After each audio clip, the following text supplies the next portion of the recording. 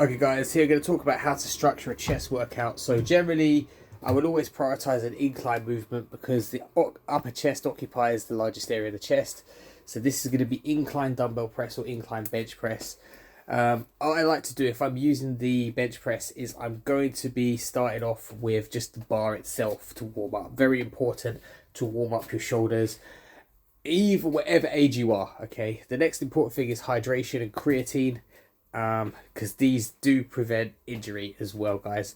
And sometimes some kind of a intra-workout or pre-workout drink reduces the possibility of muscle tears.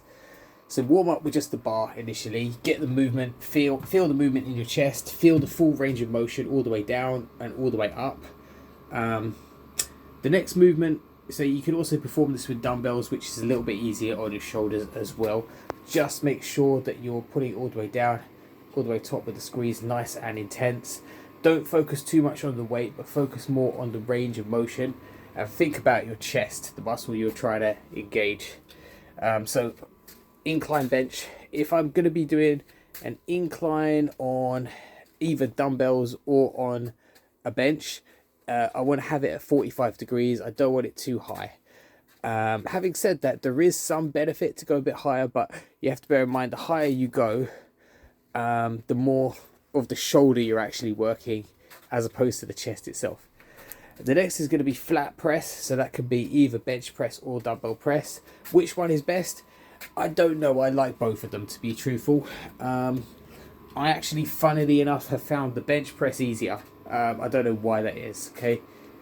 Because maybe it's just one object rather than dumbbells. Especially I train first thing in the morning. It takes me a while to get my wrists warmed up and stuff. So that's going to target the mid chest. The next thing I'm going to be trying to incorporate is some kind of fly or lower chest movement. So a fly, you can do this with dumbbells. So you can simply have the dumbbells pointed all the way out and then bring it up to the top. Now, the important thing to remember here is, guys, all the actual tension in the movement is going to be towards this part of the movement rather than at the top. At the top, there's not really a lot of tension. There's no need to touch the dumbbells together. The main thing is to bring the wrists as far back as possible. Arnold actually pioneered this movement. That's why they're called the Arnold fly. And Arnold actually started talking about like the dumbbell actually almost touching the floor practically, so you can get that full squeeze in the chest. He seems to think this was better than the movements of any machine. Now this could be performed either flat or on an incline, it's up to you. But the main thing is you want to basically have a slight bend in your wrist and you want the dumbbell to come all the way back like there. Similarly, this movement can be performed on a machine called the pec deck fly. It can also be performed using cables.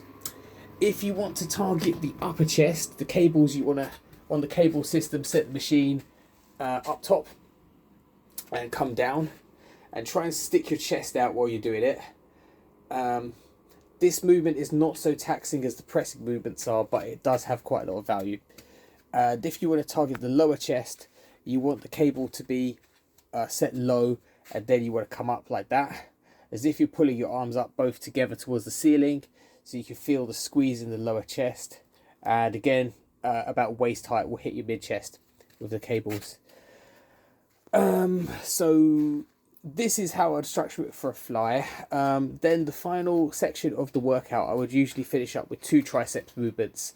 So typically this could be the rope press down or the rope overhead extension. However, there are many ways you can train your tricep, and there is some difference between different people. Different people have different structures of bodies, so their triceps grow a bit differently, depends. But you need to just, I think changing them up is worth it because your body kind of keeps guessing. So you've got like what they call a skull crusher. It's quite hard on your elbows, but it's basically just like a extension. You can do that seated, or you can just do it an overhead tricep extension with like a dumbbell. Similarly, you can do it with a rope as well, or you can do it with 2 arms with an overhead rope extension. If you're a bit stronger and you don't have a lot of body fat, you can do what they call a dip. So a dip is basically you dip down with your triceps, and basically you can push up like that, and that works your lower chest and triceps at the same time. So sometimes I'll take one of those tricep movements out and I'll substitute it with dips, and then I'll have one final tricep movement at the end.